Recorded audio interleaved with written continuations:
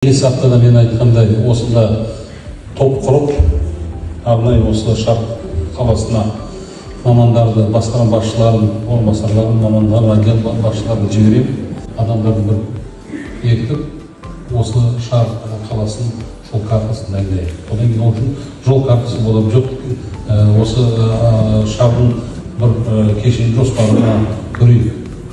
Кешенді даму жоспары. Осымен жұмыс жасайды. Одан кейін көрейік, ең маңызды мәселелер не жасау керек. Қараша айында менің есебім халықтың алдында, Жарма ауданының халықтың алдында қараша айында. Оны Жақпек Құраш, біз осында өткізсек. Сол кезде келіп, осы жасалған әзірленген жол картасын көрейік, басқа мәселелерді көрейік. Сол кезде тағы сіздерге кездесіп көрейік. Осы уақытта не атқарылды, не істелді. Ол жай сөз болып қалды ма, жоқ бірдеңе істелінді ма. Одан кейін басқасын көрейік.